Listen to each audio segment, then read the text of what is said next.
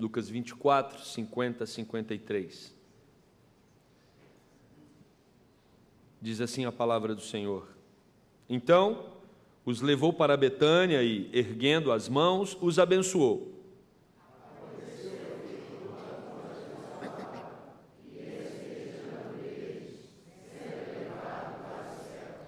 Então eles, adorando, voltaram para Jerusalém, tomados de grande júbilo, juntos, e estavam sempre no templo, louvando a Deus. Amém. Vamos orar. Pai querido, fala ao nosso coração nessa manhã. Nós nos movemos das nossas casas até esse lugar, porque acreditamos que aqui o Senhor se manifesta de uma maneira especial. Isso acontece, Deus, quando a Tua palavra é lida e exposta.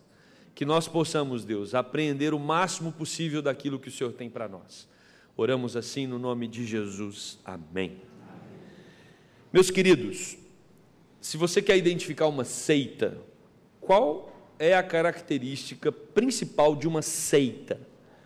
A pergunta a ser respondida é acerca da divindade de Cristo. Se você quer saber que se uma determinada religião ela é genuinamente cristã ou não, o tema a ser discutido é a divindade de Cristo. Há um tempo, nós tivemos um discipulado Gávea, falando sobre seitas e religiões, e teve uma religião específica, né, que até eu expus isso no nosso discipulado aqui, os irmãos tiveram acesso a todo o conteúdo, quando levantou-se o questionamento a respeito de uma religião que a gente não sabia se ela era seita ou se ela era religião. E tinha cheiro de religião, parecia cristianismo, tinha vestes de cristianismo, fala de cristianismo, o conteúdo 99% parecia ser um conteúdo cristão, e eu comecei então um processo de investigação a respeito de se aquela era realmente uma religião co-irmã ou se era uma seita. E aí eu consegui contato com um dos maiores líderes do Brasil, daquela instituição, e nós começamos a trocar e-mail. E era muito interessante que eu perguntava, me diga sobre a divindade de Cristo, e ele mandava eu assistir um vídeo no YouTube. Aí eu assisti o vídeo. Aí eu dizia, o vídeo não me responde a pergunta, me diga sobre a divindade de Cristo. Depois de uns 20 dias conversando no e-mail com o indivíduo, ele assumiu que aquela religião, ela não cria na divindade de Jesus Cristo. É claro que todos eles tentam esconder isso. Tem muita gente que pertence a um grupo e acha que esse grupo é um grupo cristão, e não é. Se a divindade de Cristo é colocada em xeque, não é um grupo cristão, tá ok? Então nós podemos ter diferenças denominacionais. Por exemplo, você tem igreja metodista, você tem igreja batista, você tem a igreja presbiteriana, você tem a igreja Assembleia de Deus, você tem a igreja luterana, você tem a igreja dos irmãos menonitas, você tem uma série, igreja cristã evangélica do Brasil. Essas igrejas são todas igrejas irmãs. Nós nos reconhecemos e nós entendemos que somos igrejas que têm a mesma fé. Mas se você perguntar qualquer uma dessas igrejas, se você estudar qualquer um dos pontos teológicos dessas igrejas, você vai perceber que todas elas afirmam que Jesus Cristo é Deus. Jesus é Deus, esse é o ponto. Se você quer saber se uma igreja é genuinamente cristã ou não, nós podemos até ter discordâncias teológicas. É o que nós chamamos de discordâncias teológicas periféricas. São discordâncias que não estão no eixo central da nossa fé. São discordâncias que não afetam aquilo que é essencial. Qual é o essencial? Deus se tornou homem, habitou entre nós, viveu aqui, morreu numa cruz, ressuscitou, foi assunto aos céus, está sentado à destra de Deus Pai. Isso é o essencial para uma igreja cristã. Agora, se a igreja batiza criança ou não, isso é um ponto periférico. Se aquela igreja tem uma perspectiva a respeito dos dons diferente da outra, isso é um ponto periférico. Isso faz parte de um conjunto de teologias que não afetam aquilo que é essencial. Então nós comungamos sim com essas igrejas. Mas quando uma igreja diz que Jesus não era Deus, ou que Jesus era um demiurgo, um Deus menor, ou que Jesus Cristo era uma criação divina especial, ou que Jesus Cristo era um grande profeta, o homem mais importante que pisou na terra, mas não era Deus, aí nós não comungamos. Essas religiões, elas são categorizadas por nós como seitas. E por que eu estou falando sobre isso na introdução? Porque se nós também não reconhecemos Jesus como Deus, isso vai mostrar que nós temos um problema muito grande na nossa fé. Jesus não é simplesmente um homem, um bom homem, um homem que pisou aqui na terra e ele era dotado de poderes especiais, era um homem especial. Não, Jesus não era um homem especial. Jesus era Deus. E sabe por que Jesus era Deus? Porque ele disse que era Deus. Eu e o Pai somos um. No princípio era o Verbo. Quem era o Verbo? Jesus. E o Verbo estava com Deus, e o Verbo era Deus. Então Jesus disse que ele era Deus, e aí nós temos um problema. Não tem como você achar Jesus legal, não tem como você achar Jesus um homem especial, não tem como você achar Jesus um homem poderoso apenas. Ou você admite que Jesus é Deus, ou você tem que acreditar que ele era um louco. Você não tem outra opção. Porque se ele era Deus, está tudo certo. E se ele é Deus, está tudo certo. Mas se ele era apenas um homem especial, então ele era maluco, ele era louco, ele era lunático. Porque alguém que se diz Deus, não é normal. Ou alguém acha que há sanidade no Henri Cristo. No Henri Cristo ali. El sol o Pai. O Pai sou eu. Né? Você não fica olhando para aquele indivíduo e dizendo... Ninguém tem dúvida, né, gente? Que ele não é Deus. Tá tranquilo, nós estamos juntos aqui, né? Ou de repente você olha e fala, será? É louco, é maluco, é um lunático. A pergunta é se nós cremos que Jesus é Deus ou nós cremos que Jesus é um lunático, porque ele disse que ele era Deus.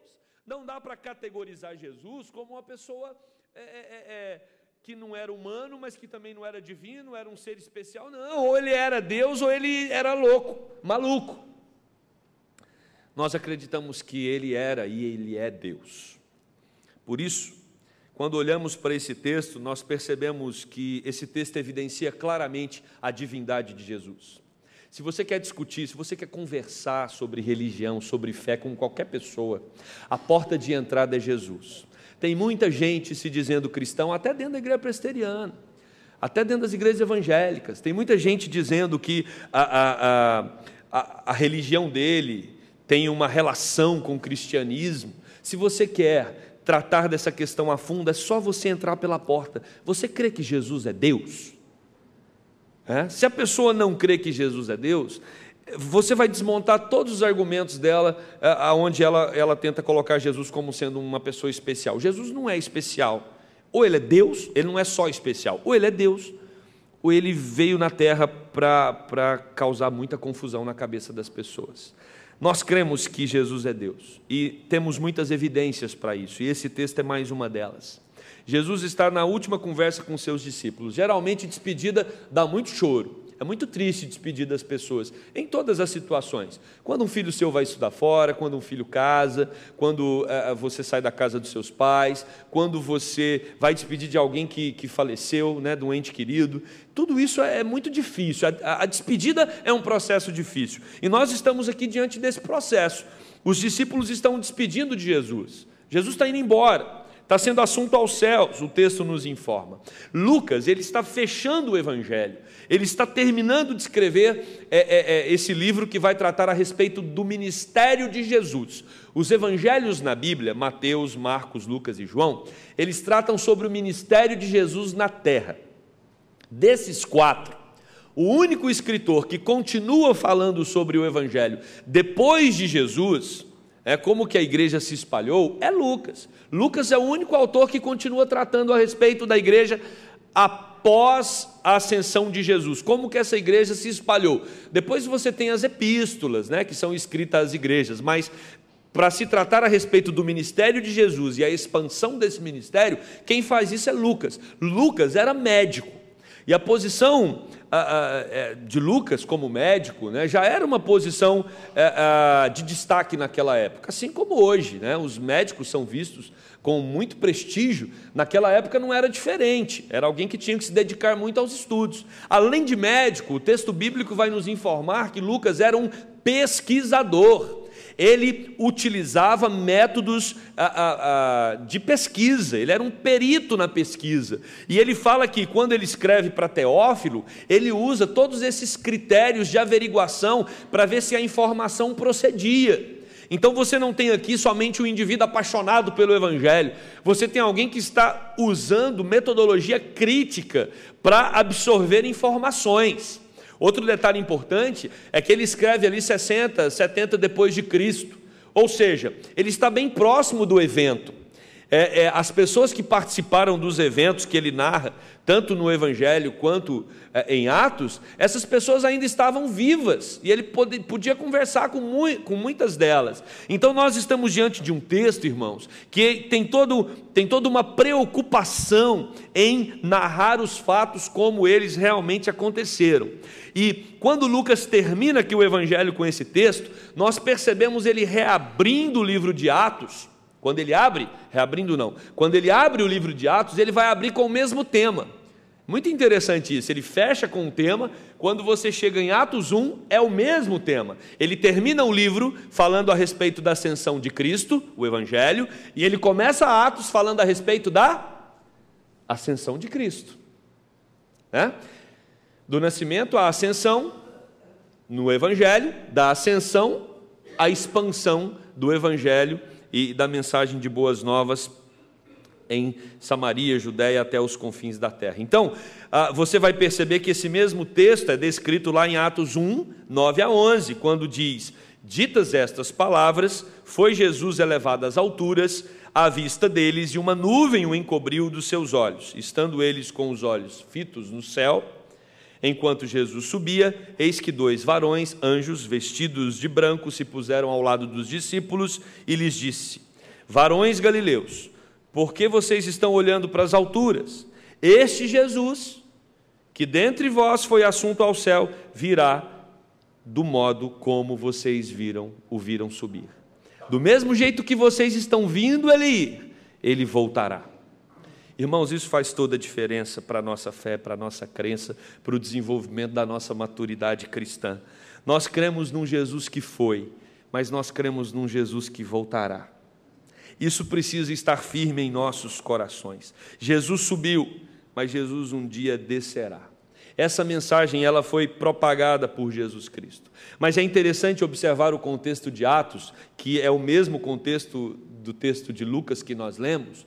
Você vai ver no versículo 6 do capítulo 1 de Atos, os discípulos perguntando para Jesus: mas Jesus, diz aqui, quando é o tempo que o Senhor vai restaurar Israel? Se vocês olharem nos evangelhos, vocês vão perceber que essa era uma preocupação constante dos discípulos. Quando Jesus chama os discípulos, eles estão achando que Jesus está chamando esses discípulos para um projeto de poder. Às vezes nós achamos que viver com Jesus é um meio para a nossa autopromoção, é uma maneira da gente se dar bem na vida aqui na terra. Às vezes nós achamos que seguir a Jesus é uma forma, né, da gente conseguir sobrepor aos outros. É como se Jesus Cristo nos alavancasse para nós nos destacarmos no meio que nós estamos inseridos. E os discípulos pensavam exatamente isso.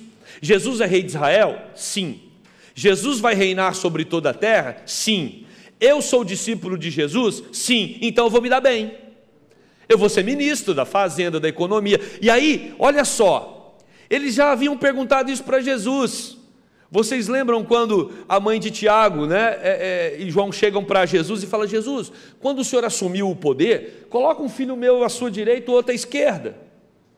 Ela já, uma mãe, olha uma mãe, que coisa, gente, vota no meu filho. Vai começar. Você já vê todo um projeto de poder. Quando Pedro corta a orelha do soldado Malco, por que vocês acham que Pedro cortou a orelha? Ele nem violento era, ele era pescador. Por que ele corta a orelha do soldado Malco? Porque ele queria incitar uma guerra ali, para quê? Para Jesus mostrar que ele realmente é Deus e assumir o poder logo. Jesus olha para Pedro e fala: Pedro, não é por aí, cola a orelha do soldado. E quando Judas, há alguns teólogos, né, que dizem que Judas, quando ele trai Jesus, ele trai não por maldade em si, né? Mas ele trai porque ele fala, bom, eu vou entregar Jesus para os soldados, quando os soldados forem prender Jesus, Jesus manifesta como Deus poderoso, e aí a gente assume o poder. Só que o plano deu errado na cabeça de Judas, mas deu certo conforme o plano de Deus, porque era para Jesus ser crucificado. E aí Jesus morre, ressuscita. Qual é a pergunta dos discípulos? Quando é que nós vamos tomar o poder? Eles queriam poder. Assim como nós às vezes usamos o evangelho para nossa autopromoção. E Jesus diz para eles, não compete a vocês saberem tempos e épocas, não compete, isso compete ao Pai. Quando eu vou reinar absolutamente na terra, a hora não é agora, quem sabe disso é o Pai, isso pertence ao departamento da paternidade, é o Pai que sabe. Mas Jesus diz, porém vocês vão receber, mas recebereis poder, ao descer sobre vós o Espírito Santo, e sereis minhas testemunhas. Os discípulos queriam um tipo de poder, e Jesus mostra para eles que tem um outro poder reservado para eles. O poder reservado para eles não é um poder para eles se colocarem sobre os outros. O poder reservado para todo seguidor de Jesus é um poder que nos coloca sob os outros. Ah, gente, como é difícil o cristianismo, porque o cristianismo é um convite para você fazer tudo diferente daquilo que o mundo quer que você faça. Você é estimulado desde a sua infância a ser colocado acima dos outros. E Jesus vem e diz, não, mas você não é para ser colocado acima dos outros, você é a parte que está de baixo, para os outros subirem. Bem-aventurados os últimos, porque eles serão os... Bem-aventurados os humildes de coração, porque serão exaltados. O Evangelho é um convite para um poder, não para a gente se sobrepor, mas para a gente se humilhar como Cristo se humilhou. E talvez você se pergunta, mas eu não posso ocupar uma posição de destaque na sociedade? Eu não posso ocupar uma posição de destaque na minha profissão? Claro que você pode, mas você precisa chegar lá tendo a consciência de que foi Deus quem te colocou. Não foi por nenhuma tramóia, não foi por nenhuma maquinação de bastidor. Você está lá porque Deus te colocou e você vai viver e trabalhar ali para a glória do Senhor. É assim que funciona. Porque quando eu dependo das minhas articulações para estar em algum lugar, eu fico devendo favores. E aí eu não sou livre para viver a minha fé, para exercer o meu chamado. Mas quando eu tenho consciência de que foi Deus que me colocou naquela posição, eu tenho liberalidade para viver a minha fé ali. Vocês entenderam?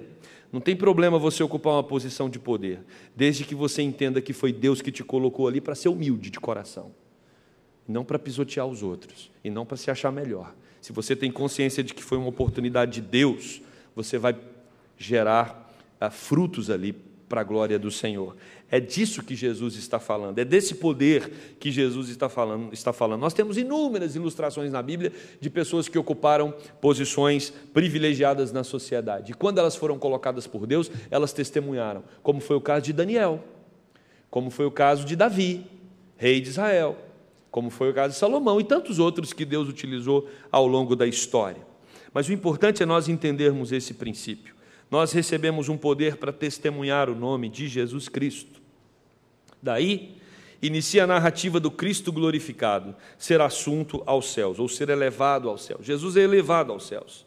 É o fim de um capítulo e início de outro, como já vimos. Um comentarista chamado Mowley, ele argumenta que a ascensão de Cristo significa levar a humanidade de Cristo para o céu, assim como um dia a humanidade, o ser humano que crê nele, redimido, também será assunto aos céus. Então, quando Jesus sobe aos céus, isso é uma prova de que o Jesus que se tornou homem, indo para o céu, ele também levará homens que creem nele para viver nas moradas celestiais. E aqui, meus irmãos, nós temos um ponto teológico muito importante também. Jesus subiu aos céus como homem, Deus, homem. Ele é 100% Deus, mas ele também é 100%? Então ele tem necessidades humanas? Sim. Sim. Vocês se lembram que quando Jesus depois de já ressurreto, ele reúne com os discípulos, ele come peixe ressurreto? Ele come peixe. Vocês se lembram quando Tomé questiona, duvida a respeito da ressurreição? O que Jesus fala? Você pode tocar-me. Vocês se lembram quando Jesus disse que um dia nós estaremos com Ele no céu e cearemos? Como é que nós vamos cear com Jesus se Ele não tem corpo e não come? Então Jesus está em corpo. Jesus está em corpo. Como esse corpo funciona? Como Jesus se alimenta? Isso aí você vai divagar em possibilidades teológicas, que nós não temos respostas claras para elas. Mas Jesus está em corpo, isso é um fato. Ele é assunto aos céus corporalmente. Que céu é esse? Uma criança pode fazer essa pergunta, lendo esse texto. Se Jesus foi assunto aos céus, por que quando eu ando de avião eu não consigo vê-lo? Porque Paulo vai dizer que são 3 céus. O trono de Deus está no 3º céu. Se nós somos criaturas e Ele é o Criador, é certo que a morada de Deus está fora dessa atmosfera da criação. A morada de Deus, ela sobrepõe a criação, porque a criação é menor do que Deus. A criação vem depois da morada de Deus. Antes, na eternidade, já havia a morada de Deus. E aí, Deus é quem cria tudo o que existe. Então, é um lugar que nós humanos não teremos acesso, a não ser por meio da ressurreição em Cristo. Agora, o que a Bíblia diz sobre a ressurreição em Cristo é que nós encontraremos com Ele nas nuvens e voltaremos. Romanos 8 fala que nós viveremos aqui na terra. Às vezes você está esperando ir para outro lugar. Não, vai ser aqui. Aí você diz, não. Mas o texto bíblico diz que serão novos céus e nova terra. Na verdade, se você ler Romanos 8, eu até recomendo para exercício durante a semana, sua devocional, você vai perceber que a terra está debaixo da maldição. E Romanos 8 fala que a terra também está gemendo, esperando o dia da restauração. Então vai ser uma terra perfeita. Como é uma terra perfeita? Ninguém sabe. Mas a própria terra almeja essa restauração. É um mundo perfeito, aonde nós viveremos com Jesus Cristo, aonde viveremos em plena comunhão com os santos e aonde viveremos em plena harmonia com toda a criação. Esse é o dia que todos nós almejamos, encontrar com o nosso Cristo e viver com Ele por toda a eternidade. E quando Jesus é assunto aos céus, os anjos dizem claramente que da mesma forma que Ele subiu, Ele vai voltar, descer para buscar os seus. Mas o texto que lemos, ele vai dizer no versículo 50, que antes de partir, Jesus ergue as mãos e abençoa os seus discípulos. Irmãos, a bênção é um privilégio, é uma bênção muito singular. Quando vocês, e todos nós, recebemos a bênção, no final do culto, ou numa cerimônia de casamento, o casal recebe a bênção, nós precisamos entender o significado dessa bênção. Quando alguém é consagrado ministro do Evangelho, ali ele recebe uma bênção especial por isso. Essa bênção, ela começou com o próprio Cristo. Foi o próprio Cristo. O primeiro a estender as suas mãos e abençoar a igreja foi Jesus Cristo nesse texto. Antes de ser assunto aos céus, o texto fala que Ele ergue as mãos e abençoa os seus discípulos. Esses discípulos abençoaram os primeiros cristãos. Os primeiros cristãos abençoaram as primeiras igrejas, que abençoaram as próximas e as próximas e as próximas gerações, até que essa bênção chegou até nós. É a bênção de Cristo sobre as nossas vidas. O texto vai dizer, Hendrickson vai comentar, falando que com esta bênção está se comunicando o bem-estar, a paz e o poder de Deus sobre a vida da igreja. É a bênção do próprio Senhor Jesus Cristo sobre os seus discípulos, sobre o seu povo. Enquanto Ele abençoava, Ele foi levado aos céus até que ele desaparece, se esconde numa nuvem. E para onde Ele vai? Ele vai, segundo o Apocalipse, capítulo 12, versículo 5, Deus diz, o texto diz, e o seu filho foi arrebatado para Deus até o seu trono, ele está assentado no trono, à destra de Deus, conforme Paulo escreve em Romanos 8, 34, à destra de Deus intercedendo por nós. Jesus viveu 3 anos dessa terra e a sua atividade não se findou quando ele foi assunto aos céus, pelo contrário, ele intercede por você. Quando você ora, e é por isso, já vem uma explicação para quem está fazendo a sala de integração. Quando nós oramos no final em nome de Jesus, nós estamos afirmando esse princípio teológico, que não há nenhum intermediador entre Deus e os homens a não ser Jesus. Por isso as nossas orações são feitas em nome de Jesus, porque é Ele quem intercede por nós diante do Pai. Quando você tem uma causa, quando você tem uma questão, quando você tem uma dor, quando você é abatido por algum problema, você chega para Jesus e diz: Jesus, eu estou mal, as coisas aqui estão difíceis, roga por mim diante do Pai. Por isso nós oramos ao Pai, por intermédio de Jesus Cristo.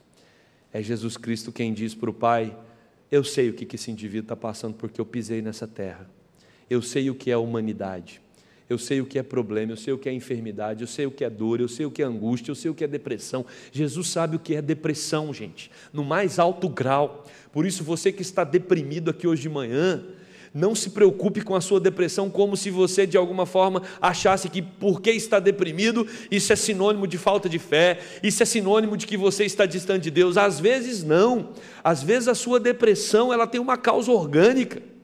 E Jesus sabe muito bem do que você está passando, porque ele no Getsemane, ele viveu o mais alto grau de depressão que alguém poderia viver, ao ponto de transpirar gotas de sangue. Então, Jesus sabe o que é dor na alma, Jesus sabe o que é dor física, Jesus sabe o problema que você está passando, e Jesus intercede por você.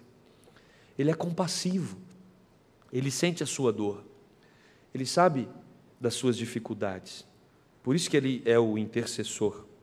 E aí, meus irmãos, depois de abençoar, o versículo 52 diz que os discípulos, então eles o adoraram. Então eles o adoraram. Você só adora quem é Deus. Imagina para um grupo de discípulos judeus, que sempre afirmou que há um único Deus, se curvando diante de Jesus na sua ascensão e adorando. Há alguma possibilidade desse grupo de judeus, desses discípulos que eram judeus até aquele momento, que criam no único Deus, reconhecer Jesus como Deus, se isso não fosse uma convicção profunda em seus corações? Eles entenderam claramente quando Jesus disse que Ele e o Pai eram um. Eles entenderam o que significava trindade. Eles entenderam que haviam três pessoas, mas um único Deus, Deus Pai, Filho e Espírito Santo. Às vezes, o tema da trindade pode nos confundir um pouco em alguns aspectos, porque é um tema que extrapola a razão, não é? Como pode Pai, Filho e Espírito Santo serem um único Deus? Mas nós percebemos claramente que essa unidade, ela acontece de tal forma e em tal sincronia, que fica claro para esses discípulos, que eram judeus, entenderem que Jesus Cristo realmente é digno de toda adoração, porque Ele e o Pai são um único Deus, Senhor sobre tudo e sobre todos. E o texto vai nos informar que eles adoram. Eles adoram. Esse é o motivo de estarmos aqui hoje de manhã. Esse é o motivo dessa igreja existir. Crer que Jesus Cristo é Deus. Como Paulo escreveu à igreja em Colossos. Aos Colossenses capítulo 2, verso 9, Paulo escreve: portanto, em Jesus habita corporalmente toda a plenitude da divindade. Paulo está dizendo, Jesus é 100% Deus. Toda a plenitude da divindade. O apóstolo Pedro, na sua segunda carta, capítulo 1, versículo 1, escreve: Simão Pedro, servo e apóstolo de Jesus Cristo, aos que conosco obtiveram fé, igualmente preciosa, na justiça do nosso Deus e Salvador, Jesus Cristo. Jesus Cristo é Deus. Não aceite nenhum ensinamento que pregue menos do que isso. Jesus é Deus, e por Ele ser Deus, Ele deve ser adorado pelo seu povo. Ele deve ser adorado pelo seu povo. A ressurreição e a ascensão de Cristo nos leva a reconhecer que Ele é Deus, E ao reconhecer que Ele é Deus, isso produz adoração em nosso coração. E ao reconhecer que Ele é Deus, isso produz adoração e também produz alegria. Esse momento de despedida é um momento de tristeza. Os discípulos aqui, o texto nos informa, os discípulos estão tomados por uma alegria. Por que eles estão alegres? Porque eles reconhecem definitivamente a divindade de Cristo, e se Cristo é Deus, Cristo não mente. E se Cristo não mente e falou que vai, mas vai voltar, isso precisa produzir alegria no coração dos discípulos e da igreja. O que produz alegria no meu e no seu coração, vivendo num lugar tão violento, vivendo com caos social, vivendo com tantos problemas ao nosso redor, não é a eleição que nós teremos em outubro. Não pense que o candidato A ou B vai resolver isso aqui, porque não vai. É só nós fazermos uma recapitulação da história. O mundo nunca está confortável.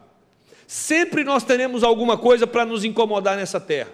Ah, mas tem o país tal, que é um país economicamente estável, o índice de desenvolvimento é um índice muito bom. Aí você chega lá naquele país está tomado pela depressão. Aquele país está tomado por outros males. Os males estão aí, gente, não tem país perfeito. O mundo jaz no maligno, e se nós observarmos as maldades que acontecem ao nosso redor o tempo todo, nós vamos cair em depressão. Por isso eu quero até te aconselhar a uma coisa que eu tomei como princípio para a minha vida. Eu não sou obrigado a receber todas as informações que querem me passar. Eu não sou obrigado a carregar toda a maldade que está acontecendo no mundo. E nós farejamos as maldades. A gente pega o WhatsApp, como tem vídeo, né? Aí a gente vai para o Facebook, e aí a gente vai para o jornal. Pega os jornais, você assiste o jornal de manhã, ele começa com sangue, né? Quando chega no jornal, no último lá, a sua sala está inundada. É só coisa ruim acontecendo no mundo. Irmão, isso é um conselho, tá? Você não é obrigado a ficar vendo tudo. Você não é obrigado. A gente não consegue. A revolução da informação nos trouxe esse prejuízo. Antes, para você ficar sabendo uma notícia ruim, demorava dias. Agora, em segundos, você fica sabendo de notícias ruins. Então, a gente pode filtrar um pouco esse negócio, para a gente ter saúde. Senão, a gente começa a ficar com uma cabeça que só pensa em tragédia o tempo todo. Antes, uma pessoa morria, não é? Você às vezes ficava sabendo da morte de um e de outro. Hoje, você sabe, todo mundo está morrendo na cidade, todo mundo está morrendo no mundo. Muito cuidado, porque senão a gente pode não se adaptar a esse novo momento e isso trazer uma pane para a sua mente. Por isso, esse mundo é um mundo completamente desajustado. Esse mundo é um mundo tenso, é complicado viver aqui. Por isso, o que alegra os nossos corações é acreditar que existe uma vida eterna. Para acreditar que tem uma vida eterna, você tem que acreditar que Jesus é Deus e não mente. E se Jesus é Deus e não mente, Ele falou que ia voltar, eu e você precisamos sonhar com a volta de Cristo. Era isso que mantinha os discípulos alegres. E não é porque a vida para eles era uma vida fácil, não. Eu e você sabemos que a maioria deles foi martirizada. Eles morreram pelo Evangelho, mas eles morreram felizes, como Policarpo de Esmirna. Policarpo de Esmirna já tinha 80 anos, gente. Para que você vai matar uma pessoa, vai martirizar uma pessoa com 80 anos? Num contexto oriental, onde se respeitavam as pessoas com 80 anos. Então, os livros dizem que quando eles prenderam Policarpo, porque Policarpo confessava Jesus como Senhor e Salvador, os soldados tentaram persuadir Policarpo a negar a Jesus, porque eles não queriam matar um homem de 80 anos. E eles falaram: Policarpo, só oficialmente, no seu coração você continua acreditando, mas fala lá que você não acredita nesse Jesus. Nega a sua fé, da boca para fora, só para nós não termos o desgosto de queimarmos vivo uma pessoa de 80 anos. Sabe qual foi a resposta de Policarpo? Como eu seria capaz de negar aquele que me amou ao ponto de morrer numa cruz por mim? E os livros dizem que quando Policarpo foi colocado na fogueira, e eles disseram para ele: Policarpo, fala aí uma última frase, que recado você quer deixar para a sua família, para os seus amigos e para a sua posteridade? Os livros dizem que ele olha para o céu e diz: Jesus, muito obrigado pelo privilégio que o Senhor me concede de morrer pelo teu nome. E Policarpo era queimado, e à medida que o seu corpo era queimado, alguns historiadores vão dizer que um perfume saía da fogueira. Exalava o bom perfume de Cristo. Meus irmãos, nós precisamos ser semelhantes a Policarpo. Nós precisamos crer em Jesus como Deus que não mente. Deus que disse que vai voltar e vai voltar. E vai voltar para nos levar para essa grande e maravilhosa morada. É isso que alimenta a alegria nos nossos corações. Num momento histórico onde somos bombardeados pelos meios de comunicação com tanta notícia trágica, você precisa encontrar um tempo na sua agenda diária para você se alimentar da esperança eterna, porque senão você vai sucumbir. E a esperança eterna que alegra é essa: Jesus Cristo foi assunto aos céus e Ele vai voltar. Como João escreveu no capítulo 14, verso 28, ouvistes o que eu vos disse, Jesus falando, vou e volto para junto de vós.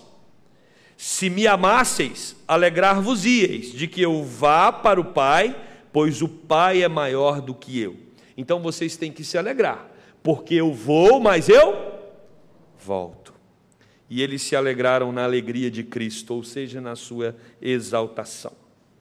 E aí, caminhamos para o fim com o versículo 53, quando diz que, uma vez que eles se apegaram à verdade do Cristo que é Deus, e esse Cristo subiu e disse que voltaria, e eles então o adoram por isso, porque Ele é Deus. Onde eles estavam? Sempre no templo, louvando a Deus. Aqui é o lugar de você estar. Aqui é o templo. Aqui é o lugar de adoração. Quem quer ir para o céu, vem para a igreja. Não é porque a igreja leva para o céu, mas porque o máximo que a gente pode chegar aqui na terra do céu está na igreja. Não adianta você me dizer que tem outro jeito de viver o mais perto daquilo que vai ser no céu, fora da igreja, porque não tem. Apesar da igreja ser um lugar de pecadores, e só entra se for pecador. Primeiro princípio que tem que admitir para ser membro da igreja é que é pecador. Pastor, eu sou tão bom, tem como eu ser membro dessa igreja? Não. Você tem que ser ruim. Você é ruim? Sou, então vem. Que aí Jesus te transforma, e a gente vai te ajudando, que a gente vai mostrando tanto que você é ruim, né? Os irmãos de fé nunca exercem esse ministério. Eu nunca vi alguém na igreja com o dom de mostrar o tanto que o outro é ruim. Irmão, vem cá conversar. Você tem um problema, irmão, que eu preciso tratar. Não é falar para os outros, não, é falar para o próprio irmão. Isso vai dar uma complicação, não vai? Graças a Deus, não tem o dom de expor o pecado, não tem isso na igreja. Mas aqui é uma comunidade de pecadores. O primeiro princípio que admitimos é o pecado. Eu sou um pecador, você é um pecador. E o Espírito Santo vai nos aperfeiçoando. Então não somos uma comunidade perfeita, mas ainda assim é o melhor lugar para se viver na terra. É o melhor lugar para se viver na terra. Porque aqui as pessoas são estimuladas pela palavra a exercitar o amor verdadeiro.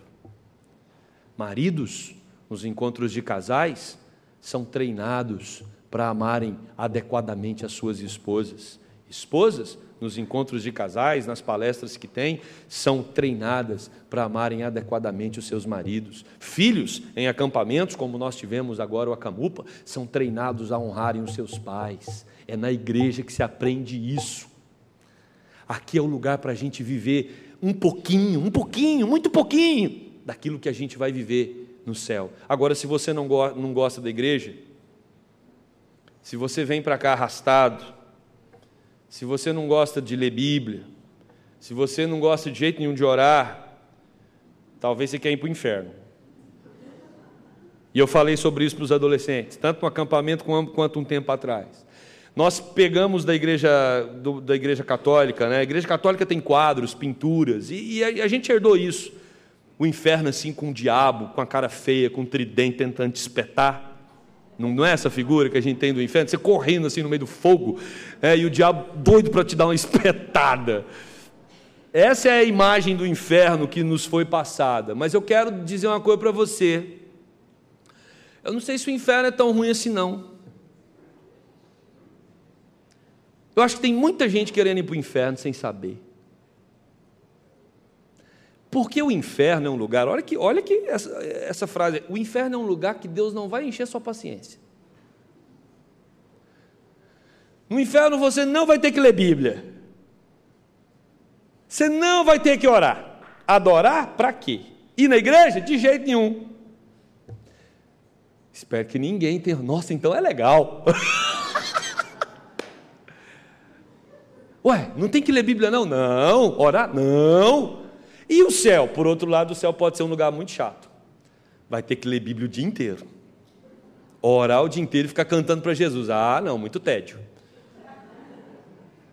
Vocês estão vendo o risco que nós corremos? Por isso que eu estava conversando com uma pessoa que não é evangélica e ela falou assim, eu queria te fazer uma pergunta. A primeira pergunta da pessoa. Eu nunca entendi bem o inferno. Eu falei, meu Deus. Como é que é o inferno? Eu falei, o inferno é para quem já não gosta de Deus aqui. Se Deus já não significa nada para você aqui, o inferno vai ser seu paraíso. Porque lá ele não vai te encher. Com amor, com graça, com bondade, só com justiça. O inferno é um lugar preparado para quem não gosta da igreja. Para quem não gosta de Deus.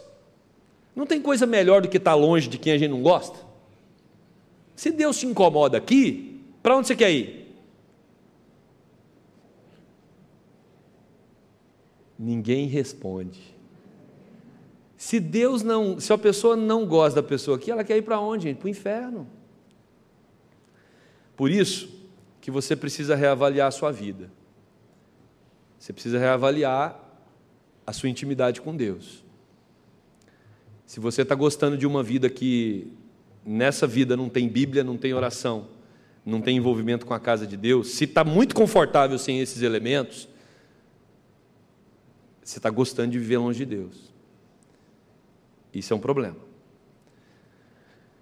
Os salvos e redimidos pelo sangue de Jesus, os que creem que Jesus é Deus, que foi assunto aos céus e que vai voltar, o texto nos mostra que eles estão sempre no templo, adorando e louvando a Jesus. Isso não é uma mensagem ameaçadora. Mas se você não gosta de estar perto de Deus, se você não gosta de se envolver com Deus e com as coisas de Deus, isso mostra que você não gosta do próprio Deus. E lugar de quem não gosta do próprio Deus não é o céu. O céu vai ser muito chato para quem não gosta de Deus. Se você ama a Deus, você ama as coisas de Deus, você ama a casa de Deus, você ama adorar a Deus e você ama o próprio Deus. Eu quero concluir esse sermão. Jesus está vivo porque Ele é Deus, Ele ressuscitou dos mortos. E nossos corações precisam se alinhar com os corações dos discípulos daquela época. E nós precisamos ter um coração que crê que Jesus é Deus, cheio de adoração, cheio de alegria, cheio de louvores e focados na vida eterna. Porque é assim que vivem os que creem no Cristo ressurreto. Nós não somos desse mundo. Esse mundo é um mundo poluído, é um mundo cheio de problemas, e nós temos que trabalhar para minimizar os problemas desse mundo. Esse é o papel do cristão, mas aqui não é a nossa casa, porque nós só teremos alegria o dia que nós entendermos que viveremos com Cristo para sempre, porque Ele foi assunto aos céus, mas como Deus que não mente, Ele diz que voltará, e se nós cremos que Ele é Deus, e se nós cremos que Ele é a verdade, e o que Ele fala é verdade, nós vamos encher os nossos corações de alegria, a alegria da esperança eterna. Amém? Que Deus nos abençoe, e que Deus trabalhe em nossos corações, para nós sermos inundados por essas verdades da sua palavra. Que Deus te abençoe. Vamos orar. Querido Deus e eterno Pai, nós não somos daqui, nós estamos apenas atravessando os dias que o Senhor nos deu nessa terra, e às vezes os nossos corações ficam abalados com tantas instabilidades, com tantos problemas, com tantas coisas ruins que acontecem nessa terra, e às vezes, Deus, nós somos afogados por causa dos males da nossa geração, mas em nome de Jesus, que os nossos olhos, Deus, estejam fitos como os olhos dos discípulos, atentos ao Jesus ressurreto, ao Jesus que está subindo aos céus, que os nossos ouvidos estejam abertos para ouvir a mesma voz que os discípulos ouviram: eu vou, mas eu voltarei para buscar cada um de vós. E que Deus, essa certeza e essa convicção da eternidade, seja o motivo da nossa adoração, seja o motivo do nosso louvor, e inunde os nossos corações de uma alegria que ultrapassa a tudo aquilo, Deus, que esse mundo pode oferecer. Que todo louvor, que toda honra, que toda glória sejam dados ao Cristo ressurreto, nosso Deus, nosso Senhor, nosso Salvador. A Ele seja a nossa adoração, a Ele seja o nosso louvor. Em nome do próprio Cristo, que morreu por nós e ressuscitou. Amém. Recebam a bênção.